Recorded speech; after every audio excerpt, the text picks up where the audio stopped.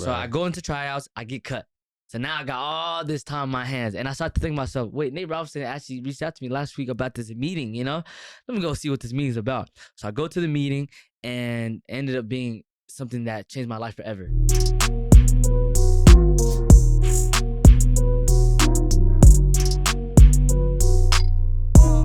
Welcome to the Untapped Potential Podcast. On today's episode, we interview Mohamed Abdi, the youngest city council member elected for the city of Tukwila, Washington. Mohamed was born in a refugee camp in Kenya before immigrating with his parents to the U.S., and they found a lot of challenges along the way.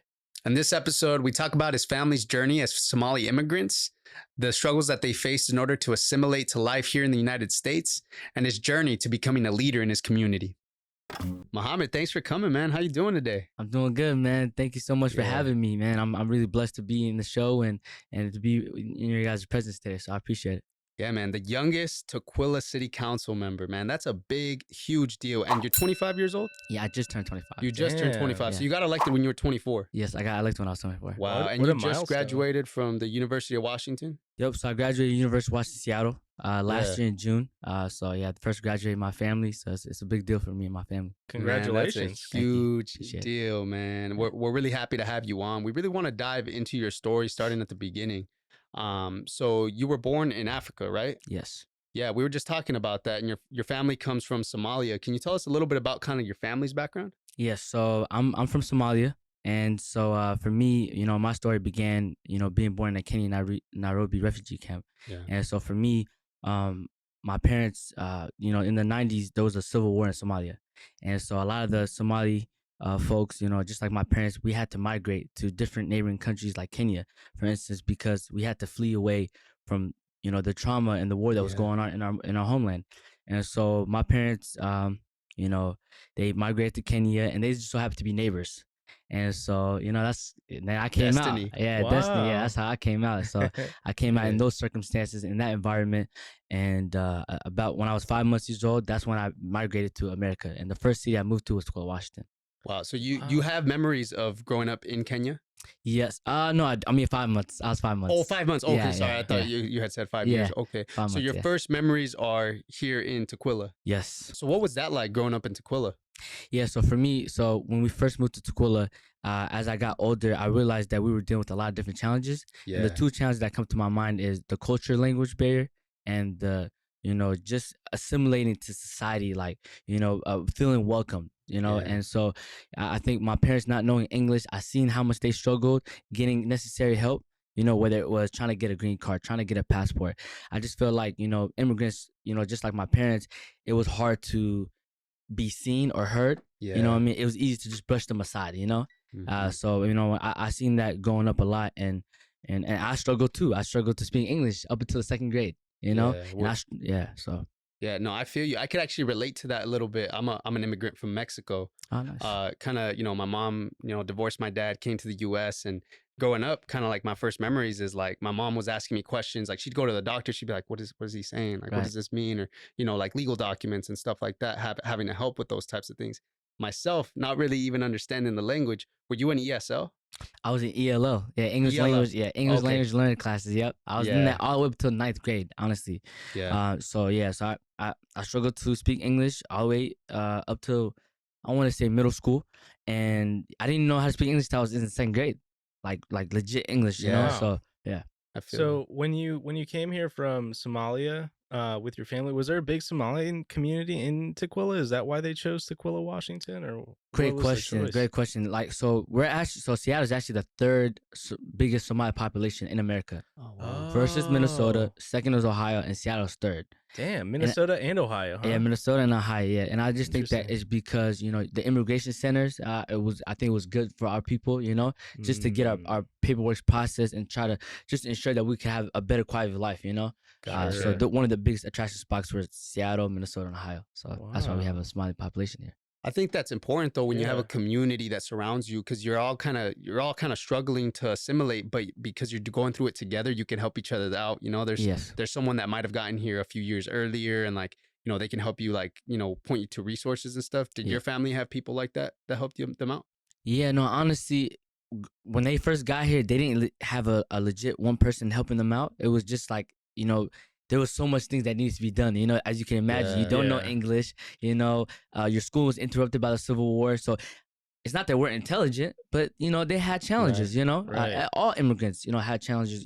Trying to, get adjusted to society. So I think, I just know for a fact, talking to my parents and talking to other immigrant parents that, came around the same time my parents came, how tough it was just to have folks, really have their best interests at heart and get them through, like, how do you get a green card? How do you get ID? How do you, get a mailbox? You know what I mean? How do you, verify, your identity and where you live and all these other things. So I'm just glad that 20 years later now, like, us as youth are trying to pay that forward for our parents. Right. Yeah, absolutely. Yeah. Diving into that though, what was your experience like in school? That language barrier obviously was tough. What was it like just making friends and just, the regular school stuff? Yeah, honestly, for me, man, great question. I think what I realized growing up was it was very tough to feel welcome in school. You know what I mean? I was always a witty kid, so I like to joke around, but I also like to take school serious, and I had a good balance. And I always would like to I seen all my other fellow peers, get to read in front of the class and, participate and just be very happy and joyful. And for me, I felt like a little bit of that wasn't there for me growing up because, again, struggling to speak English, it was also hard to make friends as well. It was hard to communicate with my teachers. It was hard to really have that full experience, that us as young kids have. And, I used to go to my mother all the time. I would cry, like, Mom, it's really tough. And my mom, thanks to her, I'm very appreciative of her having my support.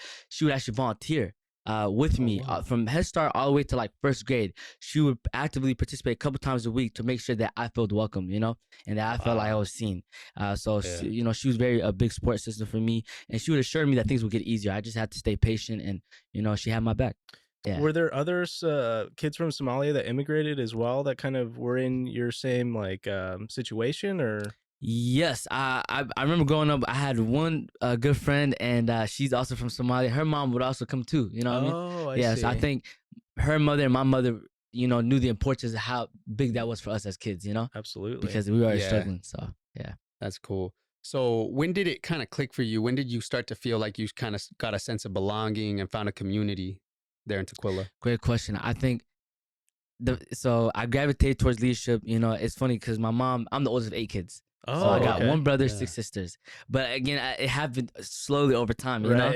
So it was me, then my brother 98, then my sister 99, like, you know what I mean? And so for me, I realized that I gravitated towards leadership because it started at home first. It started from being the eldest, Yeah. Setting an example, getting the whoopings, you know what I mean? I had to, get it right, Yeah. And the first leadership thing I ever gravitated towards was actually being a patrol officer.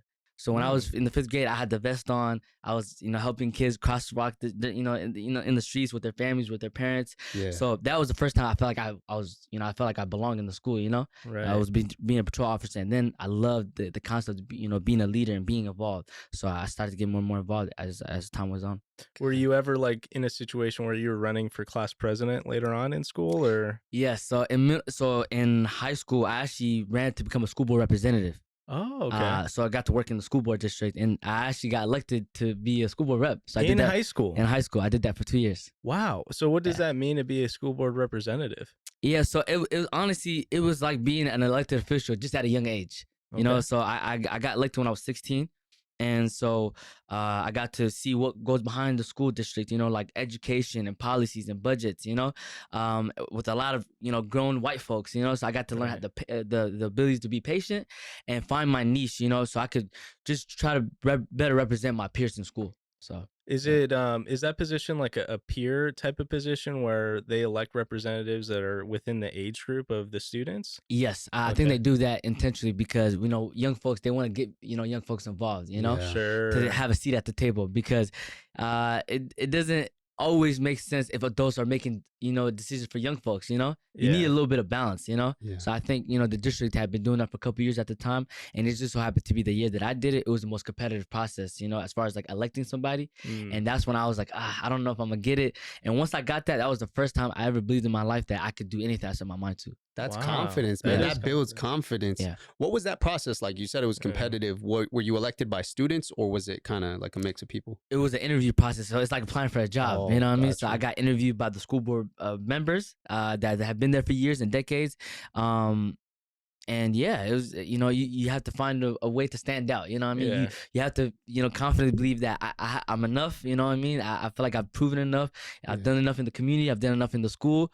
And yeah, I went against a lot of smart people, man. I started comparing myself to them, and as I gotten older, I realized that comparison kills all joy. You know what I mean? Right. Just be confident within you, and love then that. you let where the chips fall. That's powerful. Were you debating with these other people, or like what did that process look like then? No, honestly, we got interviewed one by one. Oh, we got okay. interviewed by one by one. So some of the students had better GPAs than me.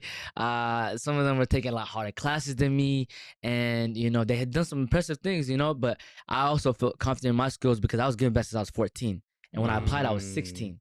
So I just had to believe in all the work that I did in those 2 years was gonna be enough to get the position, and luckily it did. Sure. Yeah, and you weren't calling out people like Tom in the other classroom, like Sleepy Tom or whatever. Like you weren't debating. I think that would have hurt my chances. I just, all my mentors at the time, they just said, Mohamed, just be you, man. There's nothing better than just being you. Be authentic, be original, and then if they see what you're capable of and see you for you, then that will show. So just give it all you can, and luckily that's what I did, and it worked out. That's powerful. You talk about mentors. I think mentorship is so important. Yeah. Pretty much all the people that we've had on, they devote a lot of their success to their mentorship.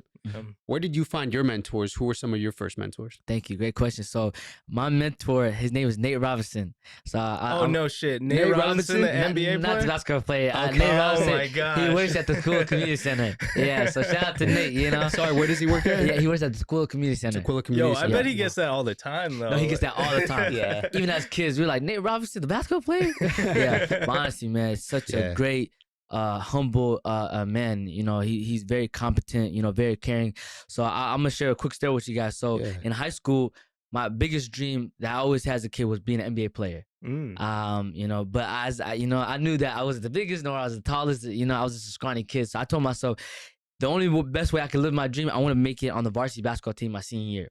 So freshman year, I got to Foster High School. All I thought about, during the fall was making it to the basketball team in JV my freshman year. And I remember I was going through tryouts, and one day during my lunch, my lunch period, Nate Robinson came, and I didn't know him at the time. He was like, Mohamed, man, he was chatting with me and everything like that. And he was like, Mohamed, man, we have a program called Teams for Tukwila. We're about strengthening our community. Yeah. And there's people in the group that are in your age group. And we would love to have you. Just come on by, come to our meeting, check it out. And if it's something that you like, you could join the program. And I listened to him, but I'm not going to lie. My brain was focused on tryouts. You know what I mean? That's where my mindset was at. I kind of tuned out a little bit because I was just, I just wanted to make it a basketball team. Right. So I go into tryouts, I get cut.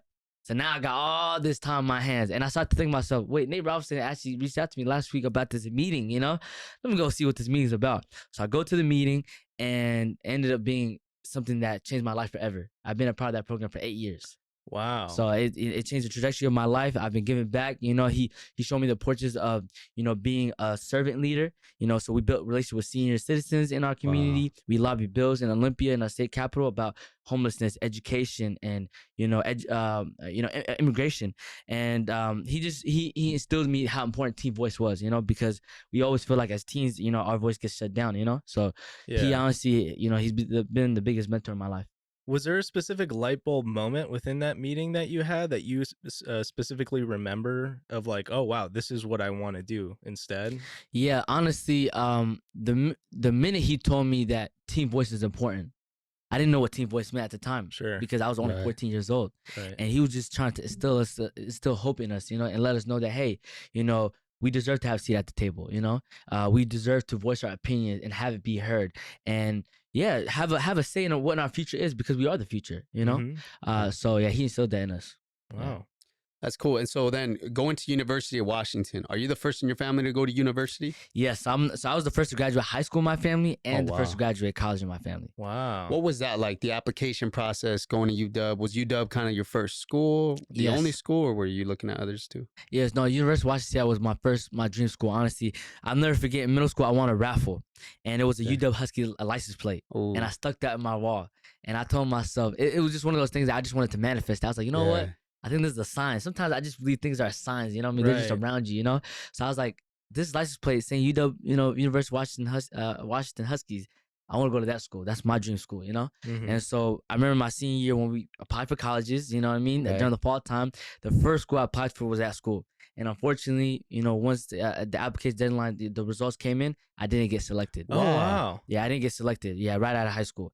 And I did so much. Like I was also the varsity team captain of my basketball team. I was super involved in, leadership classes. I was school board representative. I was doing assemblies, talent shows, doing intercoms, telling people to stand up for the Pledge of Allegiance. Everything. I was trying to be the spirit of the school, you know what I mean? Because Foster High School, many people don't know, we're the most diverse school in the nation. Oh, really? In the nation. So what does that mean?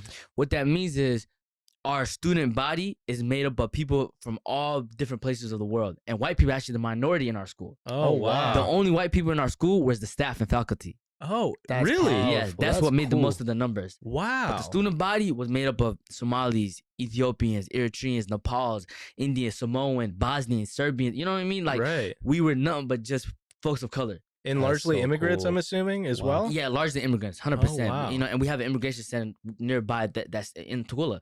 So that's why it's such an attraction place, Yeah. So all the immigrants start moving those, apartments and those public housings, and so that's what our school was, So as I got older, I realized that I always envisioned, being in a school that had high spirits, And so as my English got better and I got more witty and I was always a natural extrovert. I was like, I want to give back. You know what I mean? I want my high school experience to be nothing but happy faces and just a good, beautiful, rich culture. So that's what I try to bring in. So yeah. Obviously, like, that's a huge moment for you. You built it all the way up with all these extracurricular activities that you've been a part of, being a part of the school board, and not getting into the school that you wanted to. At least when I experience something like that, that's devastating. Oh my God, yeah. How did you feel in that moment, and what'd you do afterwards to build yourself back up? Great question. So I'm gonna have 2-part answer to this one. Okay. So like I mentioned earlier, I was a varsity team captain of the basketball team, right? Yeah. So my dream, like I said, that was my dream, but it was not easy to get there. So I made it to my JV, to the basketball team as a sophomore, made it, and then I was a starter on JV my junior year. And then my senior year, I remember I gave it my all. This was the year that I've been waiting for practically my whole life, my young life. Right. I got cut the final day of the tryouts. Yeah, man. I got cut. And that was the first time in my life that I was devastated. Oh, okay. I felt embarrassed because, again, it was unheard of. How does someone who made to the JV team the sophomore and junior year, it's not a foregone conclusion that you're going to be on the varsity team, but it's very rare that you get cut your last year. Yeah, mind you, I've grown up in the program. I've known the coaches. I've known, you know what I mean? Like I was even also the part of the summer league team, going up until that year. Wow. So I felt very well acquainted, very well a good fit in the team. Right. So when I got cut that last day, I was devastated. I was embarrassed. People came up to me all the time. I was the talk of the school. Mohamed, what happened? You know what I mean? You know, this was your dream. This is what you wanted to do. You know, because that's all I ever talked about at that time in school. You know what I mean? I want to be on the team. I'm excited. You know what I mean? This is what I've been waiting for, you know? Right. So when I got cut, I made it a point to myself, I'm going to talk to the coach. I want to know what got into the decision-making of why I didn't make it to the team. So the first official practice, I waited way after school. I was like, I got to talk to the coach. Go straight to the coach. And I asked the two coaches at the time, I say, why wasn't I selected to be a part of the team? Like, what was the criteria? What made me not, you know, be a suit, you know, for this team? Right. And he tells me, Mohamed, we have a lot of young, talented freshmen. This was the hardest decision we ever had to make in the 10 years we've done coaching. But we love your character. We love what you're about. We want you to come to our practices. You're not going to be on the team. You're not going to travel with us, but we want your presence to be around the team. And even that still sucked, you know? Yeah. Because I was like, man, like I've never heard this. I'm only good to just be on a part of a practice squad. Like I'm not good enough to be a part of the team. And that killed me. But I loved basketball so much. And I loved being around my peers, my good friends. That I was like, this is my last year. You know, I want to be a part. I want to be a part of this team. So I joined. I ended up being a part of the practice squad. A week later passes by. They actually cut 2 players because they had 6 Fs. Oh, wow. Yeah, they had 6 Fs. And so when that happened, they were like, Mohamed, we have good news. You're a part of the team now. Oh, wow. So you, by being a part of the team, just by supporting them in that role, allowed you to achieve that goal of being back on the team. Yes, but being back on the team and just advocate for myself. Had I not had that conversation, I'm not on the team. You see what I'm saying? Yeah. And then another week passes by, the teams vote for you. They voted for team captains. And I got unanimously voted as a team captain of the basketball team. Wow. So you went from not being on the team, being cut from the team, to team captain. In what, like a matter of like 2 weeks? 3 weeks. 3 weeks? Yes. Got cut first week. Second week got made on the team. Third week I became a team captain of the team. Wow, man. So that let me know that adversity doesn't just build your character, it reveals your character. This is the first time I knew what I was made of. Right. You know what I mean? Yeah. You know, when things got tough, just like my whole life, you know what I mean? Not knowing English, like I said in the beginning, you know, when I came to America, making friends, being part of leadership, being a school board representative when I was 16, I was like, man, like the true essence and beauty of just believing in yourself first. And when no one believes it, when no one sees it for you, when you see it in yourself, that goes such a long way. So that was the first time I was like, when I'm devastated, I could turn a challenge into a triumph. And so going back to your question, when you said, you know, I must, you know how it felt to, you know, you can only imagine how it feels to be, you know, not get selected to your dream school. It's devastating, right? Right. So when I didn't get selected, I go back to that experience when I got cut from the basketball team. I was like, I can't give up. So what I did was I actually applied to Seattle Central Community College.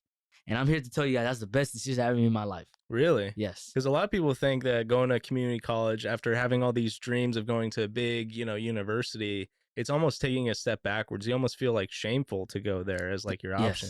Yes. But that wasn't the case for you. Yeah, and I'm so glad you brought that up because society makes it look like if you go to community college, you're not smart enough, you're not intelligent enough, you're not good enough to go to these universities. And I'm here to tell folks that's watching this and everybody, that is not the case. It is so inaccurate and so untrue because for some of us, you know, I had a 3.0 GPA. And that wasn't enough to get me to university, right? And I don't know what went the decision-making process. Was it because my name was Mohamed? Was my application thrown out the window? I don't know. I still felt like I was good enough to, you know, get selected when I was the senior. But I think everything has for a reason. So I never questioned what God, you know, has written for us. But when I went to Seattle Central Community College, it allowed me to reset. I got a 3.0. I got a 3.7 GPA this time. You know. Yeah. And I got to build a one-on-one relationship with my teachers. It was a smaller setting, and it actually helped me as a student. I found out that was actually a better position, a situation for me, you know? And so when I did that, and I reapplied to 2019, I finally got in. And so that let me know, like, Mohamed, like, you know, when the going gets tough, never give up because it only is that much sweeter when you get it later on. So, Man, that's the definition of persistence right there. Yeah, thank you. So did you take on any leadership positions at Seattle Central or at UW? Yeah, so great question. So I was part of the BSU club, so Black Student Union Club. I was part of the Somali Student Association Club and the Muslim Student Association Club as well. And I say that because, you know, I have a huge intersectionality. So I've realized my identity is not just a one, you know, thing, you know, it's me being Somali, me being Black, me being, you know, Muslim. I celebrate all these different intersectionalities everywhere I go, these identities, you know? And so I wanted to make sure that I was in these different spaces and I recognize, you know, our power, what we bring to the table. And, you know, I felt welcome in these spaces because this is who I am, unapologetically. So I did that. And also, like I said, I was still part of the teams for Tukwila because I did that even way after high school. Oh, wow. So I was still building a relationship with my senior citizens. I was mentoring middle school students. Still, even way after I graduated college, you know, I would get I was mentoring these students, you know, one-on-one. And so and I got flown out to DC by our city council at the time. Oh, so, wow. Yeah. What was that like? What did you do out in DC? So we got to lobby, you know how I told you guys I was lobbying bills about education, immigration, and homelessness? When I was 14, we got to do it at a federal level now. Oh, okay. So we got to do it in front of our state senators, Patty Murray, Maria Kentwell, and we got to see them face to face, and it just kind of showed us how important Team Voice was on a federal level. You know, like, hey, we deserve to have a seat at the table. These are what our concerns are. We hope that you guys, when they come across your tables, fight for these issues for us. You know what I mean? You know, pass on these bills because they're very important. They affect our community. That's powerful. So when you're out there, I hear the word lobbying a lot, you know, in a lot of different contexts as well, positive, negative. but you're lobbying, for great causes. Yeah. What is that like? What does that even mean? I imagine, like, are you sitting across the table from like a senator and just telling them exactly, what the community demands are, or yeah, no, like a proposal? honestly, yeah, no, I think so. Like before, like we emailed these elected officials, we emailed these House of Representatives, and we let them know, hey, this is who we are, and these are the things that we want to voice. And then once they book us an appointment so that we can meet them, then it's about, hey, we're having a civil conversation, we're building a civil relationship. That's hey, cool. We respect what you do in our community, and this is who we are. This is what our identity is. This is what this is what our motto is. It's about strengthening our community, and these are the issues that we're trying to bring to the table. And we'd like for you guys to pass on these bills, because they affect us, homelessness, education, immigration, this is what it is. That's powerful. Yeah. How does it feel? How did you feel in that situation? You're sitting across, a state senator and like, just telling them what what your community needs, really. Honestly, I think as a young person, because again, I was doing this since I was 14 years old, I was intimidated at first, talking with folks that have already been there, done that, and again, elected officials, like the energy, you know what I mean? They're established people, so you just wanna, you're like, am I gonna mess up my words? You know what I mean? Am I gonna be heard after this conversation, after this meeting? Right. So you're thinking all these things, but I think as I continue to build these relationships over time, I got much more confident, and I got to realize some of these elected officials do care, you know what I mean? That there are some good people, you know what I mean? That appreciate having young folks come in because they know, like, hey, I wasn't doing this when I was at your age, or, man, this is unique. We need more team voice, to be recognized, and we need that empowerment. So, it was intimidating at first, but I kind of grew my confidence as I got older. Gotcha. Speaking of growing confidence, you eventually did run for your own, for council position in Tukwila. Yes. What was that like? How did that start?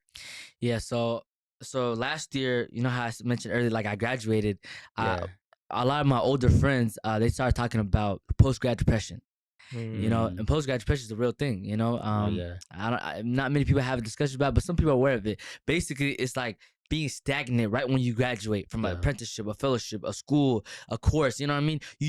You think there's a guarantee that you're going to get a career, a good job right away, but sometimes that's not the case. Right. Things don't happen right away, And I start to see that with them, and I was like, I don't want to be in that position. So I started thinking to myself, my senior, what is life going to look like for Mohamed right after I graduate, And so that's when I started to think about running for city council. And I didn't know I was going to do it right away because I didn't know what the criteria was, And I remember, so I had a conversation with my mom. Shout out to my mom and my dad. I had a conversation with my parents, and I told them that I'm thinking about running for city council. And they asked me a very valid question. They say, are you even old enough to run? Because again, when we think about elected officials, we think about older people. Right. And older white people, right? You know what I mean? Because that's what makes the majority of elected officials. And so I was like, Mom and Dad, I was like, that's a valid point. So I did my research. I was researching, and I found out that you can run as early as 19. You know what I mean? Yeah, you can run as early as 19, even possibly 18, honestly, And so I was like, okay, the age is there. I could do it right now if I wanted to, when the next election comes up.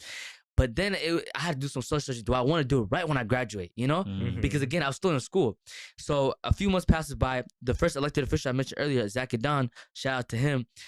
He's my mentor as well. He had a conversation with me. He was like, Mohamed, there's a new election cycle coming up, and I'm thinking about stepping down because he was just got done serving his 4 years. Yeah. Because he had family, problems and implications, and he had a good feeling that he was probably going to step down. Right. So he told me about it, and that did a lot to me. He was like, Mohamed, I recognize the work that you've been doing in the community. I appreciate you volunteering when I was running in 2016. Right. And you've done all these things since you was 14, lobbying bills, being a good leader in the community. So he's like, I recognize you. I see you. I want you to consider running one day. You know what I mean? Even let alone this year. And that did so much for me because when I give back selflessly, I don't do it for recognition, Right. I don't do it to be seen. So to have someone who's been there and that looks like me, you know what I mean? And I could visualize, that did a lot for my confidence. That did a lot for me. And so I sat on that for a month, and then I was like, you know what, man? I'm graduating next month, and this was made the deadline. I was like, you know what? I'm going to throw my hat. I'm going to do it. And then, things changed from there. And you did it. Yeah. I was gonna ask, did you study political science in college, or like what was your degree for, or like what were you working on? Thank you. That was a great question to ask. So I got my major in American ethics studies. Okay. And my minor was in diversity. I see. So that's not political science. Yeah. So what I realized, one of the key gems I learned in college was never let your degree define your career. Exactly. Yeah. You know what I mean? You could always pivot. You could always go to a different lane. You know what I mean? A different career. So me getting an American Ethnic Studies degree and a minor in diversity, that was more for like social work. You know what I mean? Being a counselor, you know? And so when this position came up, anyone can run, by the way. All you have to do is just pay a $150 fee. And anybody can run. It doesn't matter what background you have, what degree you have. You don't have to go to school, you know. But I learned that, like I said, as I was growing older, like it doesn't matter what degree you have. You could do anything you set your mind to. Right. Right. Do you feel like your degree though helped you with developing or establishing like context with the people that you would interact with, or? Good question. I think a little bit of that, because I got so again, American Ethnic Studies is about learning about Hispanic studies, African American studies, and Asian American studies. And like I said, I come from a very diverse community, you know, a beautiful, rich community. And so it got me to learn a little bit of the history of my folks and what they went through, you know, because I know my experiences being Black, Somali, and Muslim, but I got to see, you know, my other people of color, you know, like you said, you know, you come from a Mexican, you know, background, right? So I got to see, because some of us, we shared the same struggles, we shared the same oppression and the same challenges, and so it did help me. But I think also being a school board representative when I was 16, I got to, you know, I got to learn what being almost like an elected official, what it felt like to be at a young age. And I was building a relationship with my city council. I got to meet my state senators, you know, that represent Washington State and on a federal level. So I think it was a culmination of school, but my community experiences. Right. That helped me, honestly. Gotcha. Let's talk about the campaign. I know a lot of people want to know what a campaign is like. You know, you talked about helping the other council member when he had his campaign in 2016, and how it was way different when you actually did it yourself. Yes. What was it like from the inside? Great question. So right when I applied, like I said in May, it was honestly, campaigning for 6 months was the most challenging yet rewarding experience I've ever had in my entire life.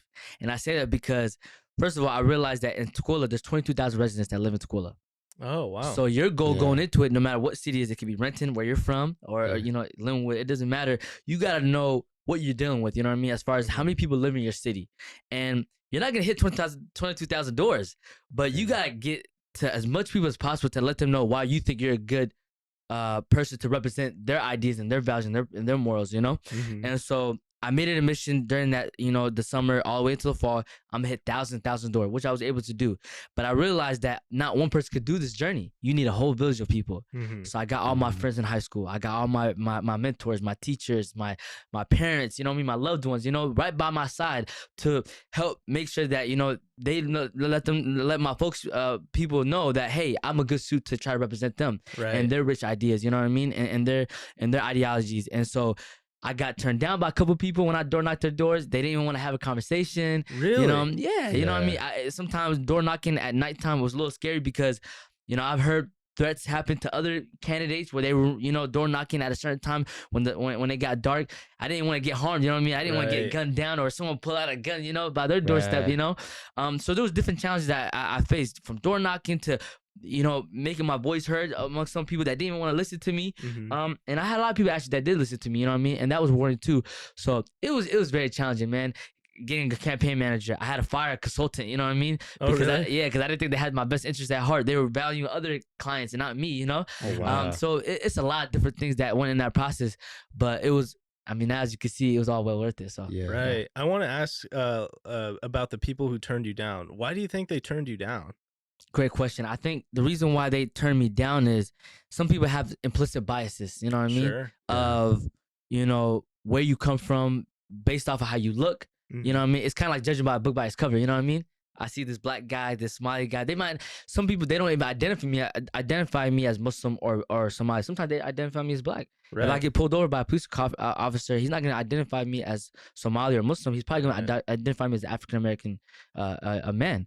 And, you know, as people sometimes got to hear my name, Mohamed Abdi, when I would give them my pamphlet, sometimes that was enough for them. They might think of that as, oh, this guy might be a terrorist. You know what I mean? Oh, I see. You know Islamophobia. And stuff, Islamophobia. You know what I mean? Those type of things. You know what I mean? So I think some people already have implicit biasness. They kind of have an idea of who they would want to better represent them. You know, they don't want a person of color to represent them. Yeah, and that's unfortunate. Did you ever happen to change some of those people's minds while having a conversation with them, or was it just like, all right, bye? Yeah, I also got you asked that. So I actually spoke at a high school 2 days ago. I spoke at Assembly, Tai High School in SeaTac. Oh yeah. And that was one of the most coolest things I ever did. You know, it was one of those moments I felt like I made it. You know what I mean? Yeah. You know, because I remember 10 years ago when I graduated, roughly 8 years ago. I used to look up the guest speakers, you know what I mean? Yeah. And most of them were usually the people of color, the ones that served in our country, you know what I mean? And those types of people. So I never thought 10 years later that I would be the one in their shoes, speaking to kids. And when I did that 2 days ago, I had actually a white teacher come up to me and say, Mohamed, I live in Tukwila, and I actually didn't vote for you. Oh. But after hearing your story today and how you spoke to the kids, you changed my mind, you know what I mean? That you changed my perception of what I thought about you. Interesting. Yeah. So to answer your question, I've had things like that, and that was always going to stick to me. You know what I mean? Because like I said earlier, some people already had implicit biasness. You know what I mean? Right. They thought the other candidate, because the guy that was running against me was white. You know what I mean? Mm-hmm. So she probably thought that he was a better student, not me. You know? Right. And so to get my story out and just be myself and not know that she was a school resident, that was a voter. For me to change her mind, it lets me know, man, you're doing the right thing. I'm doing the right thing. Yeah, right. Doing the right thing. Mm-hmm. I wanna pull up your video. You had a great campaign video, by the way. Thank you, brother. And I watched it, and I was actually following you while you were on the campaign, and I thought it was just so cool, man. Like everything, your rollout, the stuff you were posting on IG and stuff. Yeah. If we could pull out the. I'll pull it up here. This is Mohamed's Instagram _Mo Prince _. Yes, sir. And I believe you had it in this link in your bio, right? Oh yeah, it's the it's documentary campaign video right there. Right? There it is. There it is. Yep. There it is. Okay. Beautiful. Yeah, we'll show a quick clip of this. Florida City Council position number 5. I am homegrown and raised in the city. I am proud. We could hear it too, by the way. Oh, okay, perfect. Yeah, I can. That's my mother right there. Yo, this is a really well produced video. Thank you. Appreciate it. Did somebody recommend that you create this, or how did this come about? No, honestly, so as I got older, I realized the importance of how powerful videos are. And there wasn't no say that, hey, Mohamed, you have to do this, but I wanted to not only get to my voters by just door knocking on their doors or sending them mailers, because again, I couldn't knock on 22,000 doors, so I was also hoping that the amount of people I didn't hit, the mails were gonna come to them with my pamphlet, Sure. And that's effective. Door knocking is effective, but also watching videos is effective. You know what I mean? Because they get to see you and some of the things that you was doing, during that campaign process. I wanted to inspire them through my video. Right. Yeah. And you can communicate a lot more through images and conversation versus just having just a one-on-one interaction with somebody. So this is really powerful stuff. Yeah. So I know I'm every time I watch this, you know what I mean, I'm super I'm proud of this work, honestly. You know what I mean? Yeah, because you got to really see a small sample size of the folks that happen in our community. That's actually the elected official that ran for my position for 36 years, Joe Duffy. Oh, wow. The gentleman that had my campaign shirt on. Yeah. So he's my mentor as well. That's awesome. Yeah, because you had him on, on your team. That's powerful. Yeah. That's really powerful. So it was Zach, and then before him, it was Joe Duffy. He served my position for 36 years. Oh, wow. The first black person to ever become a politician in Tukwila history. Wow, yeah. Man, so let's go to the night when you found out that you won the city council member position. What was that like? That was the most life-changing day of my entire young life, honestly. I remember, I can't forget, November 2nd, 2021. I had a lot of nerves going to that day because, again, this was a 6-month process. I door knocked thousands of doors. I sent mailers. I was able to produce this beautiful campaign video. And this was a culmination of all of my 24 years. Not 24 years. I want to say 17 years of my grown life, you know what I mean? Of being involved in Tukwila, you know what I mean? All the way from, like I said, being a patrol officer, mentoring middle school students, lobbying bills, being a school board representative. This was a culmination of all my leadership experiences all in one journey, And I was going to see, was this good enough to get me through to try to, be an elected official? So that day, I remember 8 o'clock was the day that the polls were going to officially come out. So 7:59, we went to a specific website that was gonna, share the results for all the counties and all the candidates, and we go up to it, and I had a 30% lead. Oh wow! It was 60 something to 30 something. At that point, you kind of know, right? At that point, on that Tuesday, I kind of knew that I already got in that position, you know what I mean? And we all just went crazy, you know? My mother, it was very emotional seeing how happy she was, you know what I mean? Because again, I felt like that day I validated her sacrifice, you know, coming to America, you know? Yeah. Just like I did graduating school from, you know, college last year and graduating high school. I just wanted to ensure her and, you know, my people, you know, a better life, you know what I mean? Hope. I wanted to still hope in them. And that day, man, to see all my loved ones at that Somali restaurant, you know what I mean, was so surreal and so beautiful, man. That's amazing, man. At a Somali restaurant too, man. That's beautiful. And I did that intentionally because I wanted to. I could have had a party anywhere. I could have had the viewing party any place I wanted to. It could have been at my house. It could have been at a backyard. It could be anywhere. But I wanted to have a 2-for-1, like 2 birds in 1 stone. I wanted to invest into a small community, a small business, you know, that represent my community, so that they can have good business and also, you know, bring my folks together. So it worked out beautifully. That's so powerful. What's the name of the restaurant, by the way? So the restaurant is called Lido. Lido. Lido. And it's in Tukwila, and beautiful restaurant. It actually got built a couple years ago, very recent. Oh, okay. And That's awesome. And the most famous one in Tukwila is Juba, Juba. It's right next to the heart of Tukwila, like next to Pasha High School and everything like that. They've had that restaurant since 2011. So if you guys ever want to try Somali food, I highly suggest you guys stop go by down for there. sure. Yeah, we'll make sure to check that out. Yeah, even Darcy too. Yeah, no, for sure. That's cool, man. Well, let's talk a little bit about, before we wrap up, what are kind of your plans as a council member now that you're elected, and what's your plan for making an impact on Tukwila? Yeah, great question. So I think my my hopes of being an elected official, let alone being a young elected official, is I want to stand in the needs of immigrants, of marginalized people, and, you know, just all of my beautiful Tukwila residents, you know, in my community. I want to ensure them to have the best quality of life for them and their families, so that they could live in a very safe environment, you know? I love Tukwila. I think it's the most unique, most beautiful city in the world. I'm so blessed and grateful to be in that community because it made me the man I am today. People ask me all the time, Mohamed, what made you run for city council?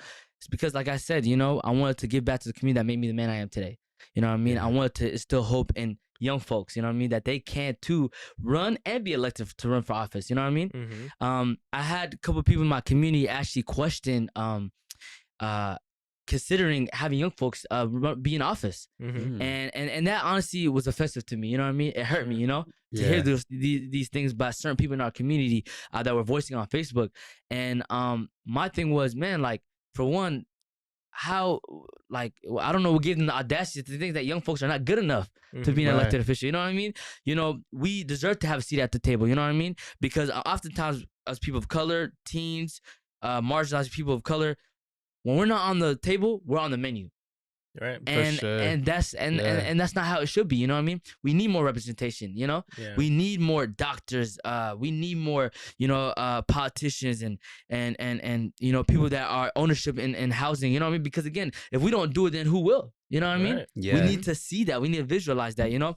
So I told that gentleman, you know what I mean, that I had to get to. I had a couple people question young folks. I had to tell them, hey, like, don't, you know, look down on our capabilities, you know what I mean? Being young doesn't define our capabilities. If anything, we're powerful agents of change, you know?